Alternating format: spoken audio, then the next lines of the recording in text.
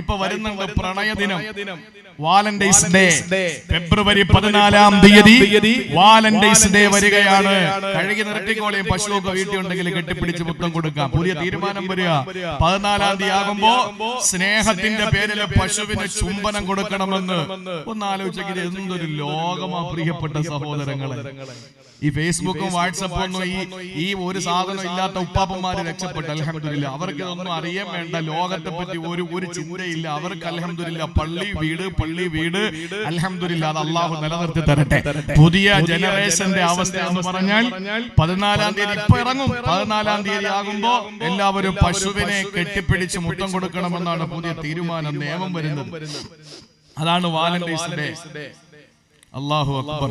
പടച്ചോ നമ്മളെ കാത്തുരക്ഷിക്കട്ടെ. അല്ലാഹു നമ്മളെ കാത്തുരക്ഷിക്കട്ടെ. ശൈത്താന്റെ വഴി തേടരുത്. അല്ലാഹു നിഷിദ്ധമാക്കിയ ഒരു നേരത്തെ ഭക്ഷണത്തിൽ ഒരു ഈത്തപ്പഴ കുരുവിന്റെ അളവ് പോലും ഹറാം കടക്കരുത്. അത് ജീവിതത്തിന്റെ ഭാഗമാക്കി മാറ്റണം. ഇതെന്റെ റസൂൽ, എന്റെ അല്ലാഹു എന്നോട് കൽപ്പിച്ചതാണ്. അതിനപ്പുറത്ത് ശൈത്താന്റെ പാത പിന്തുടർന്നുകൊണ്ട് എനിക്ക് നിഷിദ്ധമായത് കഴിക്കാൻ പറ്റില്ല. ആ തീരുമാനമെടുക്കും. അള്ളാഹു മനസ്സിലാക്കാനുള്ള തൗഫീഖ് തരട്ടെ. ഇപ്പൊ ഇഷ്ടം പോലെ നമ്മളെ കൊണ്ട് തെറ്റുകൾ ചെയ്യിപ്പിക്കും. ഏത് നിലയിലും നമ്മളെ കൊണ്ട് ഹറാമുകൾ ചെയ്യിപ്പിക്കും. അവസാനം എന്താ സംഭവിക്കാന്നറിയോ? ഏറ്റവും അതിന്റെ എൻഡിലെത്തുമ്പോ, അതിന്റെ അവസാന ഭാഗത്തെത്തുമ്പോ, അവിടെ എത്തുമ്പോ ശൈത്താൻ പറയും, ഇന്നി അഖാഫുല്ലാഹ റബ്ബൽ ആലമീൻ, എനിക്ക് പേടിയാടാ, ഞാൻ പോവാ. ഇതാണ് ശൈത്താൻ. നമ്മളൊരു കാര്യം കൂടി ആലോചിക്കണം. നമ്മൾ ആലോചിക്കണം. ശൈത്താന്റെ പാത പിന്തുടരുത് എന്നാണ് നമ്മൾ പറയുന്നത്. ഇന്നിപ്പോ നമ്മൾ ശൈത്താന്റെ മുമ്പിലാണോ ശൈത്താന്റെ പിന്നിലാണോ? അതുകൂടെ നമ്മളത് ചിന്തിക്കണം. ശൈത്താന്റെ മുന്നിലാണോ പിന്നിലാണോ? ഈ ആഫ്റ്റർ കോവിഡാനന്തര നമ്മുടെ ആത്മീയത എന്ന് പറയുന്നത് വളരെ വളരെ പരിതാപകരമാണ്. പള്ളിയിൽ ആളുകളില്ല. ഇടയ്ക്ക് പള്ളിയിൽ നല്ല ജനക്കൂട്ടമായിരുന്നു. ഇപ്പൊ പള്ളികളിൽ ആളില്ല. എന്താ കാരണം? കോവിഡ് സമയത്ത് ജുമാ നടക്കാൻ വേണ്ടി പോലും 4 പേരും 3 പേരും പള്ളിയിലെ മുല്ലാക്കയും മുക്രിയും ഉസ്താദും കമ്മിറ്റിക്കാരും ഒക്കെ ഉണ്ടായിരുന്നല്ലോ. അത് മതി ഇപ്പൊ ജുമാ നടക്കാൻ. അവർക്ക് അല്പം കൂടെ ബോധം വന്നതാണ്. അവർക്ക് അല്പം കൂടെ വിവരം വെച്ചതാണ് പ്രശ്നം. 4 പേരുണ്ടെങ്കിലും ജുമാ നടക്കുമെന്നുള്ള വിവരം വെച്ചത്. നിങ്ങൾ നോക്ക്, നമ്മൾ യഥാർത്ഥത്തിൽ ശൈത്താന്റെ മുമ്പിൽ നടക്കുന്നവരാണോ ശൈത്താന്റെ പിന്നിൽ നടക്കുന്നവരാണോ? ഖുർആൻ പറഞ്ഞു, ലാ തത്തബിഉ ഖുതുവാത്തി ശൈത്താൻ, ശൈത്താന്റെ പിന്നാലെ പോകരുത്. നമ്മൾ പിന്നാലെ പോയിട്ട് മുന്നിൽ കയറി നടക്കുക. എന്താണെന്നറിയോ? ഒരു ഗ്രന്ഥത്തിൽ വളരെ സ്വീകാര്യമായ സംഭവമൊന്നും അല്ലെങ്കിൽ പോലും മനസ്സിലാക്കാൻ വേണ്ടിയിട്ട് ഞാൻ പറയാണ്. ഒരു ദിവസം ഒരാൾ നടക്കാൻ വേണ്ടി ഇറങ്ങി, പ്രഭാത സവാരിക്ക് വേണ്ടി ഇറങ്ങി. രാവിലെ നടക്കാൻ പോകുമല്ലോ. അങ്ങനെ ഇറങ്ങുമ്പോൾ കൂടെ ഒരു ആകടൻ ഒരാൾ വന്നിട്ട് ചോദിച്ചു, ഞാനും കൂടെ ഒന്ന് കൂടിക്കോട്ടോ എന്ന് ചോദിച്ചു. ആയിക്കോട്ടെ എന്ന് പറഞ്ഞു.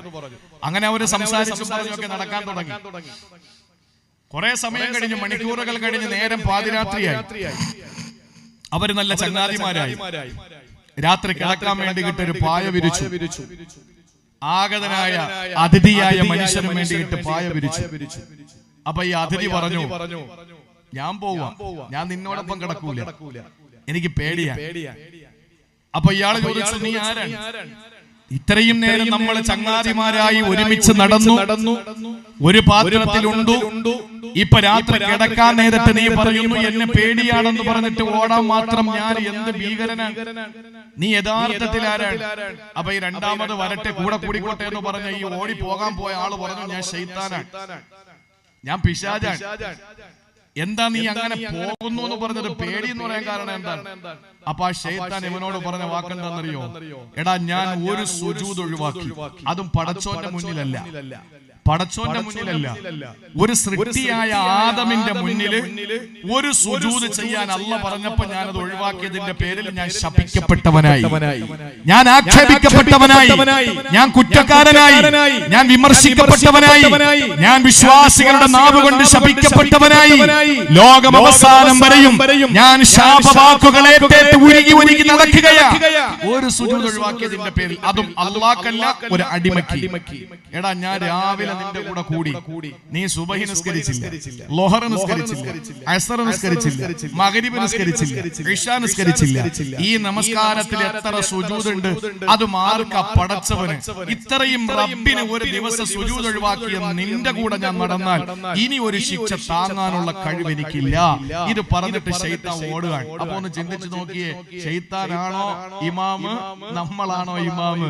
അത് നമ്മളൊന്ന് സ്വയം വിലയിരുത്തിയാൽ മതി. അള്ളാഹു മനസ്സിലാക്കാനുള്ള തൗഫീഖ് തരട്ടെ. അതുകൊണ്ട് ഏറ്റവും വലിയ നഷ്ടവാളികളെന്ന് വിശുദ്ധ ഖുർആൻ പറഞ്ഞ 3 പേര് മാത്രമേ ഉള്ളൂ ഖുർആനിൽ. ഖുസ്റാനുൽ മുബീൻ എന്ന് പറഞ്ഞ 3 കൂട്ടം ആളുകളെ ഉള്ളൂ. അതിൽ ഒന്ന് അല്ലാഹു പറയുന്നു, അത് ശൈത്താനെ പിൻപറ്റിയവനാണ്, പിശാചിനെ വലിയാക്കിയവനാണ്, സംരക്ഷകനാക്കിയവനാണ്. നമുക്കിതിൽ നിന്ന് ഊരണ്ടേ, നമുക്കിതിൽ നിന്ന് രക്ഷപ്പെടണ്ടേ? അല്ലെങ്കിൽ നമ്മളെ കൊണ്ടുവന്ന് ടേണിംഗ് പോയിന്റ് എത്തുമ്പോ നീ നിന്റെ വഴിക്ക് പോ, ഞാൻ എന്റെ ഇനി ഞാൻ ഒഴിവാണ്, ഇനി അഖാഫ്, എനിക്ക് റബ്ബിനെ പേടിയാണെന്ന് പറഞ്ഞിട്ട് അവനങ്ങ് പോകും. നമ്മൾ നേരെ പോകുന്നത്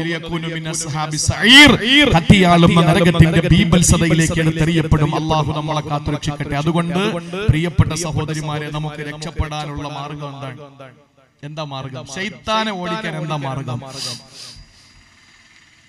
നല്ല വിവരമുള്ളവരായാൽ ഒരളവോളം നമുക്ക് പിടിച്ചു നിൽക്കാൻ പറ്റും. فإنا فقيها واحدا متبرعا أشد على الشيطان من ألف عابد فإنا فقيها واحدا متبرعا أشد على الشيطان من ألف عابد. 1000 ആബിദീങ്ങളായ മനുഷ്യന്മാര് വിചാരിച്ച പോലെ ശൈത്താനിൽ രക്ഷപ്പെടാൻ പറ്റില്ല. ആബിദീങ്ങളായ 1000 ആളുകൾ ശ്രമിച്ചാൽ പോലും പിശാചിന്റെ പിടുത്തത്തിൽ നിന്ന് രക്ഷപ്പെടാൻ പറ്റൂല. അതേസമയം ഒരു ആലിമ് വിചാരിച്ചാൽ പറ്റും. ഒരു ആലിമ് വിചാരിച്ചാൽ പറ്റും ശൈത്താന്റെ പിടിയിൽ നിന്ന് രക്ഷപ്പെടാൻ. ഞാൻ എന്റെ പ്രിയപ്പെട്ട സഹോദരങ്ങളോട് പറയാൻ, ആലിമ് രക്ഷപ്പെടും, ആബിദ് രക്ഷപ്പെടൂല എന്ന് പറഞ്ഞ് അങ്ങോട്ടും ഇങ്ങോട്ടും നമുക്ക് ചെളിവാരി തേക്കുന്നതിനപ്പുറത്ത് എന്താണ് ഇതിനൊരു പരിഹാരം എന്ന് പറയാം. നമുക്ക് ശൈത്താന്റെ പിടി എന്തായാലും പെട്ടുപോയല്ലോ. നമ്മൾ പെട്ടില്ലാന്ന് നിങ്ങൾ പറയേണ്ട, പെട്ടുപോയി. അങ്ങനെ പെട്ടുപോയ നമുക്ക് രക്ഷപ്പെടാൻ എന്താ മാർഗം? ഒരു ഗുരു തന്റെ ശിഷ്യനോട് ചോദിച്ചു, എടാ മോനെ, നീ പിശാചിൽ നിന്ന് രക്ഷപ്പെടാൻ നീ എന്ത് ചെയ്യും? ഒരു പാപം ചെയ്യാൻ നിന്നെ പ്രേരിപ്പിക്കുമ്പോ നീ രക്ഷപ്പെടാൻ എന്താണ് ചെയ്യുക? ആ ശിഷ്യൻ പറഞ്ഞു, ഗുരു ഉജാഹിദുഹു, ഞാൻ ധീരമായി നേരിട്ട് നിൽക്കും. വീണ്ടും അവൻ പ്രേരിപ്പിച്ചാലോ? ഞാൻ വീണ്ടും ധീരമായ നിലപാടെടുക്കും. ഉസ്താദ് ചോദിച്ചു, വീണ്ടും അവൻ നിന്നെ പ്രേരിപ്പിച്ചാലോ? ഞാൻ വീണ്ടും അവനെതിരെ ശക്തമായ നിലയിൽ ഞാൻ പോരാടി നിൽക്കും ഉസ്താദേ. ഗുരു പറഞ്ഞു, പറ്റൂല മോനെ, അത് നിന്നെ കൊണ്ട് പറ്റില്ല. എന്നിട്ട് ആ ഗുരു ഒരു ഉദാഹരണം പറഞ്ഞു. എന്താണെന്നറിയോ?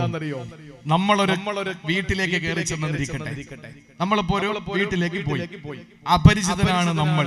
ഒരു വീട്ടിലേക്ക് ചെന്നപ്പോ കാർ പോർച്ചിൽ പട്ടിയെ കെട്ടിയിട്ടുണ്ട്. പട്ടി കുരയ്ക്കാൻ തുടങ്ങി. അത് ചിലപ്പോ ചങ്ങല പൊട്ടിച്ച് നമ്മളെ നേരെ വരുമെന്ന ഘട്ടം വരുമ്പോ നമ്മൾ ആരെങ്കിലും ആ പട്ടിയെ മടലെടുത്തിട്ട് അടിക്കാൻ നിൽക്കുവോ? നമ്മൾ ന്യായമായിട്ട് ചെയ്യുന്ന എന്താണ്? ആ പട്ടിയുടെ യജമാനൻ വീട്ടിലുണ്ടെങ്കിൽ നമ്മൾ പെട്ടെന്ന് പറയാം, പട്ടി ഒന്ന് പിടിച്ചു കെട്ടോ, എനിക്ക് അങ്ങോട്ട് വരാനൊരു അത്യാവശ്യ കാര്യം പറയാനുണ്ടെന്നല്ലേ പറയാ. ബുദ്ധിമാൻ അതല്ലേ ചെയ്യുള്ളൂ. അല്ലാതെ ആരാന്റെ പുരടത്തിൽ കയറിയിട്ട് ആ പട്ടിയുമായി മൽപ്പിടുത്തം നടത്താൻ നമ്മൾ ശ്രമിക്കൂലല്ലോ. ആ ഗുരു പറഞ്ഞു കൊടുത്തു, ഇതുപോലെ ശൈത്താൻ എന്ന് പറയുന്ന ശത്രുവിനോട് പോരടിച്ച് നിൽക്കാൻ നിന്നെ കൊണ്ട് പറ്റില്ല മോനെ. അതുകൊണ്ട് നീ ചെയ്യേണ്ടത് എന്താണ്? ആ ശൈത്താന്റെ യജമാനനായ പടച്ചവനിലേക്ക് മടങ്ങുക. അതല്ലാതെ വേറെ ഒരു വഴിയുമില്ല. അതുകൊണ്ടാണ് അല്ലാഹുവിന്റെ വിശുദ്ധ ഖുർആനിലൂടെ പറഞ്ഞത്, വലൗലാ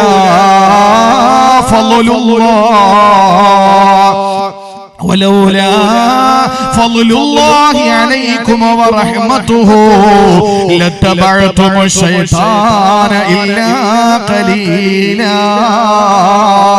സൂറത്തുൻ നിസായിലൂടെ അല്ലാഹു പരിചയപ്പെടുത്തുകയാ വലൗലാ ഫളലുല്ലാഹി അലൈക്കും വറഹ്മതു അല്ലാഹുവിന്റെ കരുണാ കടാക്ഷം നിങ്ങൾക്കില്ലായിരുന്നുവെങ്കിൽ ലത്തബഅതുമുശ് ശൈത്താൻ നിങ്ങൾ ശൈത്താനെ പിൻപറ്റുമായിരുന്നു. അപ്പോൾ ശൈത്താനെ പിൻപറ്റാതിരിക്കാൻ നമ്മൾ ചെയ്യേണ്ടത് എന്താണ്? ആ ശൈത്താനോട് പോരടിച്ച് നിൽക്കലല്ല, കഴിയൂല.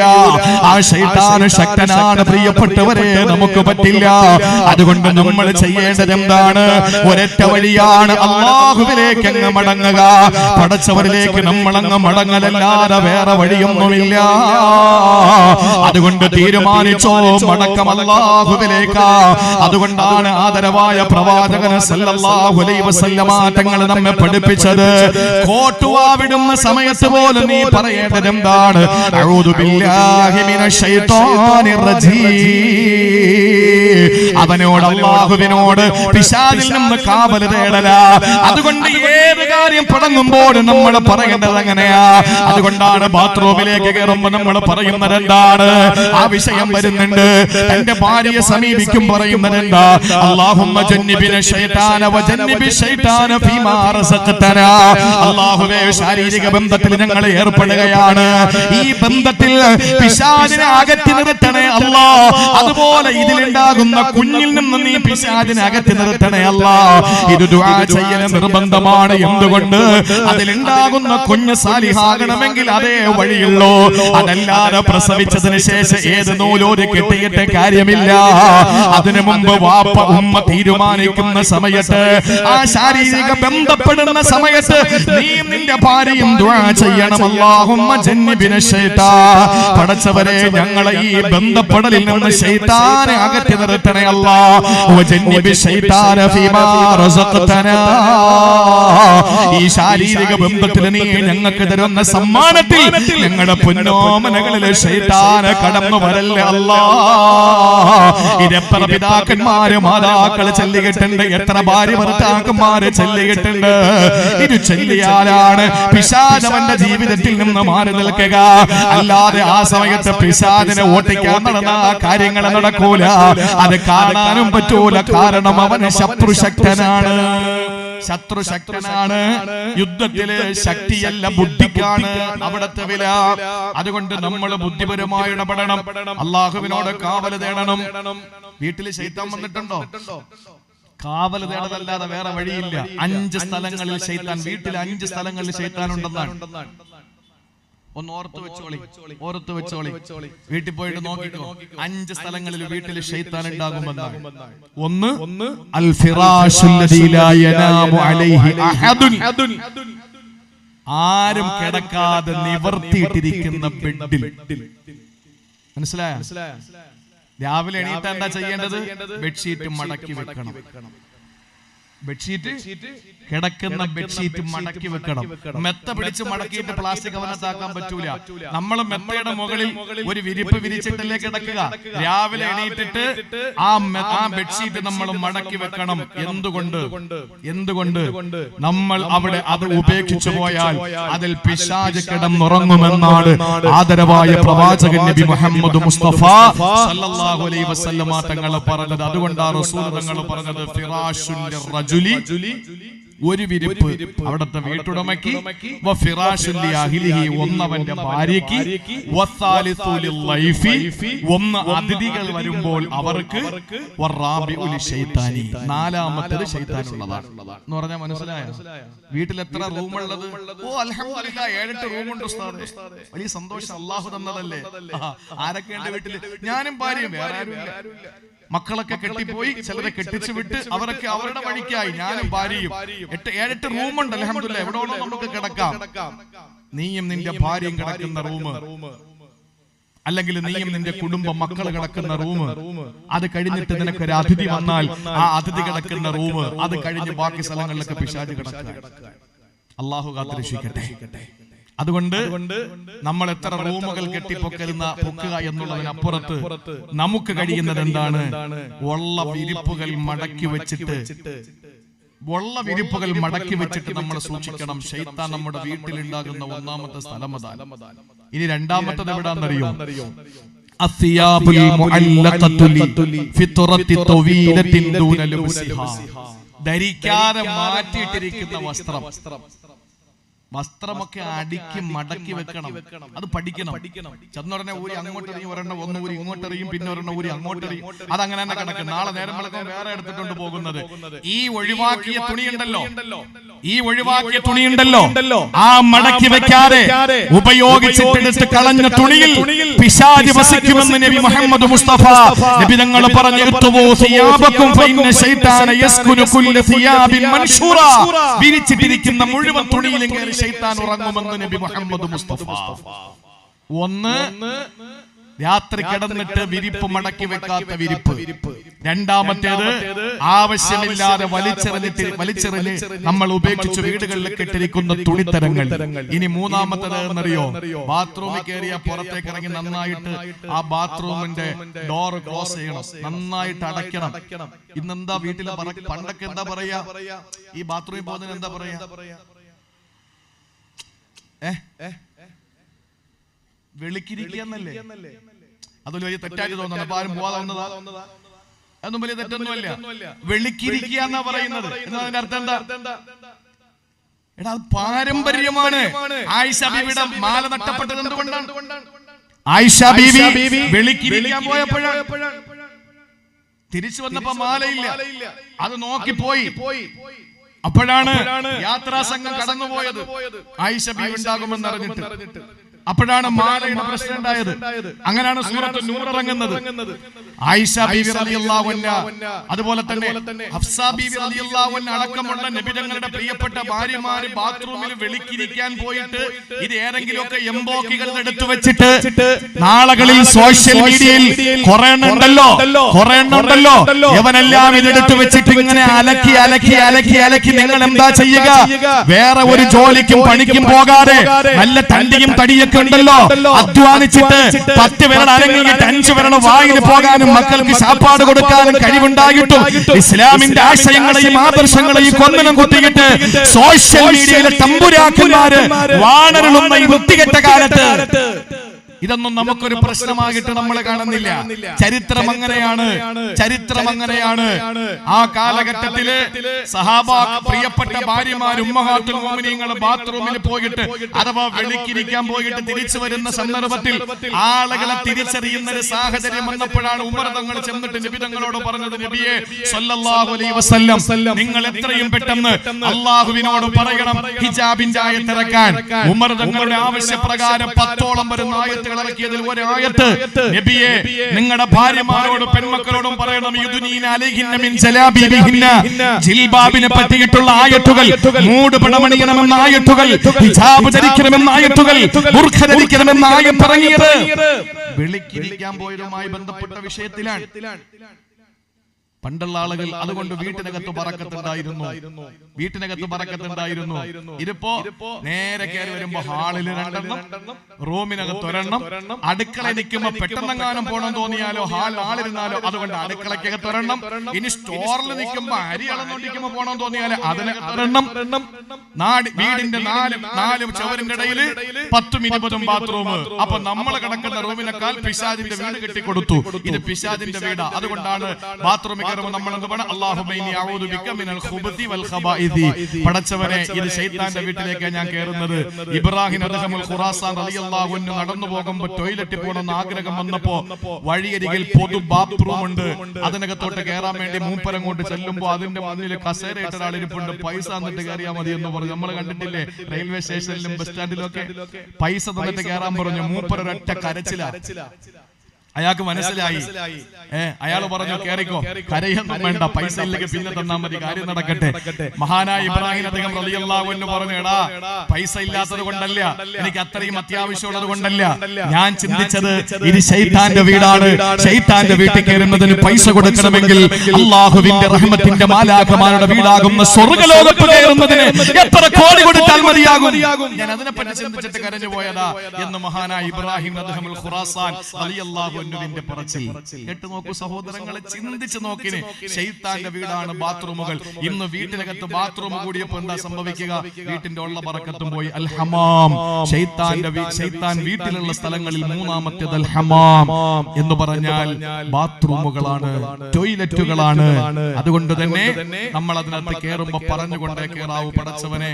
എന്നിട്ട് നമ്മൾ പുറത്തേക്ക് ഇറങ്ങിയിട്ട് എന്താ പറയുന്നത്? നമ്മൾ ആരും ബാത്റൂമിൽ കയറുന്നത് കള്ളുടിക്കാനല്ലല്ലോ, ബാത്റൂമിൽ കയറുന്നത് വ്യഭിചരിക്കാനല്ലല്ലോ, ബാത്റൂമിൽ കയറുന്നത് തെറ്റുകൾ ചെയ്യാനല്ലല്ലോ.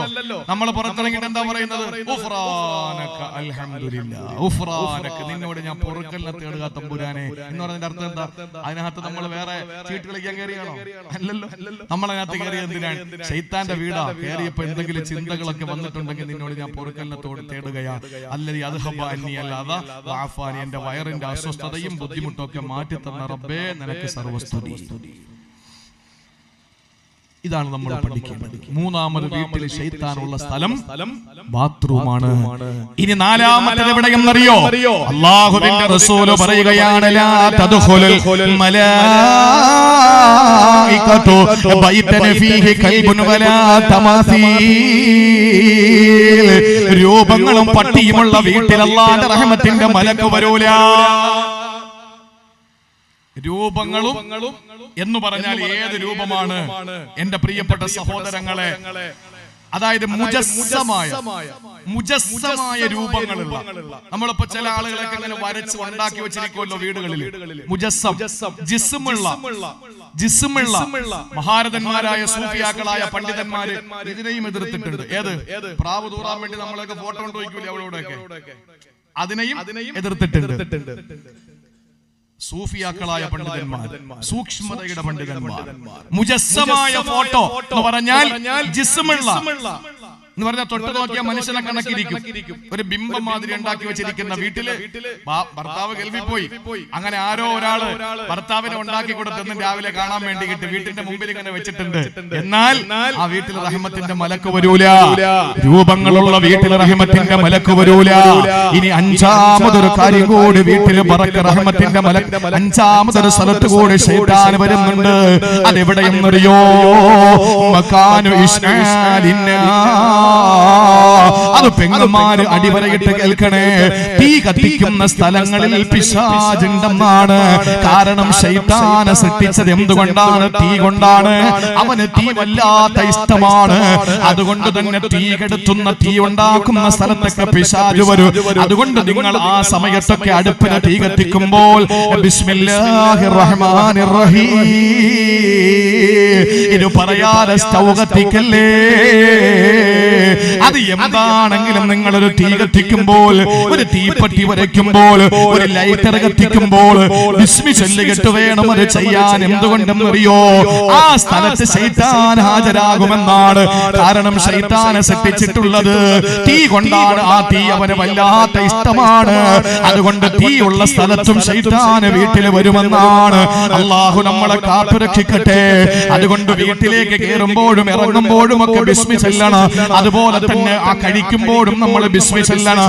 അന്ന് എന്ന് പറഞ്ഞാൽ അള്ളാഹുവിനോട് കാവൽ തേടിയിട്ട് അള്ളാന്റെ നാമങ്ങൾ പറഞ്ഞുകൊണ്ടേ ഇരിക്കലല്ലാതെ പിശാചിനെ ഒഴിവാക്കാൻ വേറെ നിർവാഹമൊന്നുമില്ലെന്ന് അള്ളാന്റെ വിശുദ്ധമായ ഖുർആൻ.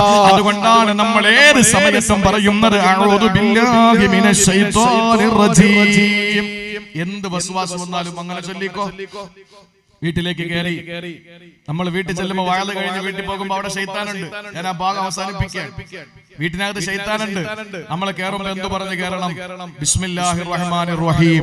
അല്ലാഹുവിന്റെ റസൂൽ സല്ലല്ലാഹു അലൈഹി വസല്ലം പറയുന്നു, ഇദാ ദഖല റജുലുൽ ബൈതഹു ഫദക്കറല്ലാഹ ഇൻദ ദുഖൂലിഹി വഇൻദ തഹാമിഹി വഇൻദ തആമിഹി.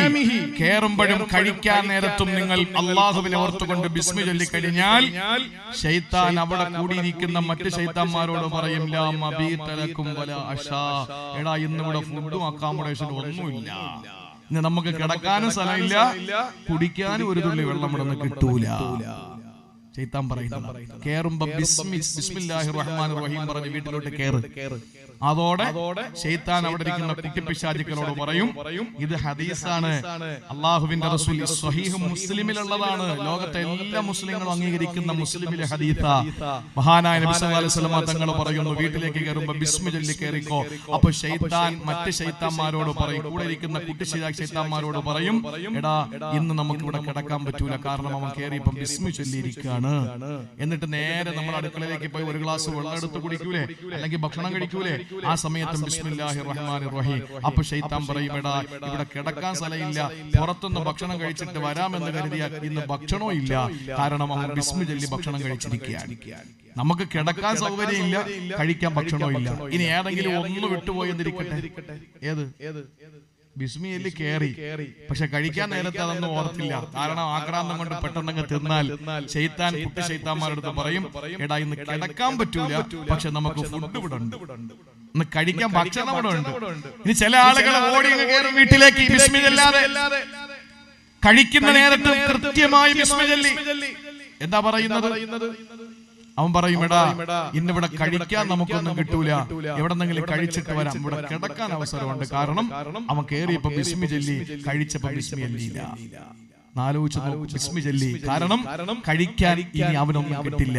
ഇത് വളരെ വ്യക്തമായി അള്ളാഹുവിന്റെ ഖുർആനും ഹദീസുകളും നമ്മെ പഠിപ്പിച്ചതാണ്. അതുകൊണ്ട് ഞാൻ അത് നീട്ടിപ്പരത്തി കൊണ്ടുപോകുന്നില്ല. ഒന്ന്, നഷ്ടവാളികളിൽ വ്യക്തമായ നഷ്ടം വന്നവരെന്ന് പറഞ്ഞതിൽ ഒന്നാമത്തേത് അള്ളാഹ് പറഞ്ഞത് പിശാചിനെ വലിയാക്കി സംരക്ഷകനാക്കി ജീവിക്കുന്നവനാ. ഇനി രണ്ടാമത്തേത് ഏതെന്നറിയോ? അള്ളാഹു പറയുകയാണ്, من يعبد الله على حرف فإن أصابه خير اطمأن به وإن أصابته فتنة انقلب على وجهه خسر الدنيا والآخرة ذلك هو الخسران المبين. അല്ലാഹുവിന്റെ വിശുദ്ധ ഖുർആൻ സൂറത്തുൽ ഹജ്ജിലാണ് ഈ ആയത്തുള്ളത്. അല്ലാഹ് പറയുകയാണ്, ചില ആളുകളുണ്ട് അവര് അല്ലാഹുവിനെ ആരാധിക്കുന്നത് അരികിലിരുന്നാണ്.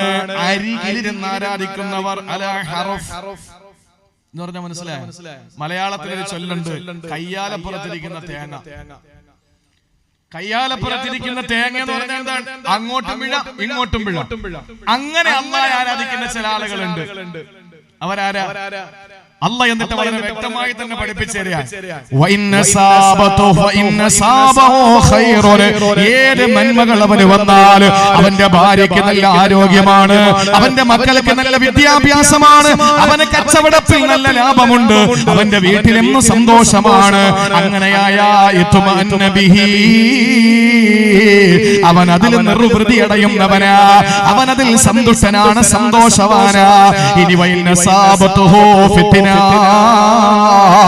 ഏതെങ്കിലും ഒരു വിപത്ത് അല്ലാഹു അവന് കൊടുത്തെന്നിരിക്കട്ടെ, അവനാകെ മൂഡ് ഔട്ട് ആകുന്നു, അവനാകെ മൂഡ് ഓഫ് ആകുന്നു, അവൻ മുഖം തിരിഞ്ഞ് നടക്കുകയാണ്. എന്നെ മാത്രം എന്തിനാണ് പടച്ചവൻ ഇങ്ങനെ ശിക്ഷിക്കുന്നത്? എന്തിനാണ് എന്റെ വീട്ടിൽ മാത്രം എന്റെ പരീക്ഷണങ്ങൾ അല്ലാഹു ഇങ്ങനെ തന്നുകൊണ്ടിരിക്കുന്നത്? അല്ലാഹ് പറയുകയാണ്, ദാലിക ഹുവൽ ഖുസ്റാനുൽ മുബീൻ. സ്പഷ്ടമായ നഷ്ടം ബാധിച്ചവനിൽ രണ്ടാമൻ അവന് തന്നെയാണെന്ന് അല്ലാഹുവിന്റെ വിശുദ്ധ ഖുർആൻ. അതുകൊണ്ട് പ്രിയപ്പെട്ടവരെ, ആനന്ദം വരുമ്പോൾ അല്ലാഹുവിനെ ആരാധിക്കുകയോ നഷ്ടം വരുന്ന സമയങ്ങളിൽ അല്ലാഹുവിനോട് കഷ്ടം രേഖപ്പെടുത്തുകയും ചെയ്യുന്നവരായി നമ്മൾ മാറല്ലേ പ്രിയപ്പെട്ടവരെ. ഏത് സമയത്തും നമുക്ക് അല്ലാഹുവുണ്ട്, ഏത് സമയത്തും നമുക്ക് പടച്ചവനുണ്ട്. അല്ലാഹുവിന്റെ റസൂൽ പറയുകയാണ്, മുഅ്മിനൊരു വിപത്ത് വരുമ്പോ, ഒരു പ്രയാസം വരുമ്പോൾ അവന്റെ സ്വഭാവം ഏതെന്നറിയോ? ആദ്യം വരുന്ന കതിര് പോലെയാണ്. ആദ്യം വരുന്ന കതിര് പോലെ, ആദ്യത്തെ കതിര് പോലെ. പാടത്ത് നെൽക്കതിരുകൾ കണ്ടിട്ടില്ലേ? ഇങ്ങനെ പൂത്തുലഞ്ഞ് കിടക്കുന്ന നെൽക്കതിരുകൾ. അതെങ്ങനെയാണ്? ഒരു കാറ്റങ്ങോട്ട് അടിക്കുമ്പോ ഇതെല്ലാം കൂടി ഒരു സൈഡിലേക്ക് അങ്ങ് പോകും. കാറ്റ് മാറുമ്പോഴോ പതുക്കെ പതുക്കെ പതുക്കെ പതുക്കെ അതിങ്ങനെ നിവർന്നു വരും അല്ലേ? അള്ളാന്റെ റസൂല് പറഞ്ഞു മസലുൽ മുഅ്മിനി കൽ ഖാമത്തി മിനസ് സറഅ്, കൃഷിയിടത്തിന്റെ പ്രഥമ തണ്ട് പോലെയാണ് മുഅ്മിനായ മനുഷ്യന്റെ വിപത്ത് വരുമ്പോൾ. ഒരു രോഗം വന്നാൽ അവൻ ശരീരമൊക്കെ തളർന്ന് വല്ലാത്തൊരവസ്ഥ. രോഗം അങ്ങോട്ട് മാറുമ്പോൾ അവൻ ഇതിനിടയിൽ കുറ്റപ്പെടുത്തല ഒന്നുമില്ല. എന്ത് വിപത്ത് വന്നാലും അവന് അതിന്റെ പരിഹാരം കാണും. അത് കഴിഞ്ഞിട്ട് അവൻ നിവർന്ന് നിൽക്കും, യാതൊരു കുഴപ്പവുമില്ല. പക്ഷേ സത്യനിഷേധികൾ എങ്ങനെയാണ്? ഉള്ളിൽ ഈമാനില്ലാത്തവരെങ്ങനെയാണ്? ഖൽബിലെ നൂറ് കണക്കാത്തവരെങ്ങനെയാണ്? അല്ലാഹുവിന്റെ റസൂൽ പറയുന്നു കൽ അർസതി, പന പോലെയാണ്. പന പോലെ. കാറ്റടിച്ച പന കുലുങ്ങോ? ഇല്ല. അതുകൊണ്ടാ പറയുന്ന പകയന്മാരെ പടച്ചോ പന പോലെ വളർത്തുന്നു. ഒരു കാറ്റടിച്ചാലും കൊടുങ്കാറ്റടിച്ചാലും ഇങ്ങനെ തന്നെ നിൽക്കും പന, അനങ്ങൂല, ചലിക്കൂല. അതേസമയം നെൽപ്പാടങ്ങളിലെ ആ നെൽക്കതിരുകൾ ഇങ്ങനെ ആടി വലയും. പക്ഷേ അത് കുറച്ചു നേരം കഴിയുമ്പോൾ നിവർന്ന് നിൽക്കും. പന എത്ര കൊടുങ്കാറ്റടിച്ചാലും അങ്ങനെ തന്നെ നിൽക്കും. പക്ഷേ ഒരു വലിയ കൊടുങ്കാറ്റടിച്ചു വീശി അതിന്റെ കടപുഴകി വീണുപോയാൽ പിന്നെ അത് നൂന്നു വരൂല, നിവർന്നു വരൂല. അത് അപ്പാടെ വീണ് കിടക്കുന്ന തടിക്കഷ്ണം പോലെ, ചാരിവെച്ച മരത്തടി പോലെ അതങ്ങനെ ആയി പോകും. അതാണ് ഈമാൻ ഖൽബിലില്ലാത്തവന്റെ ഉദാഹരണം.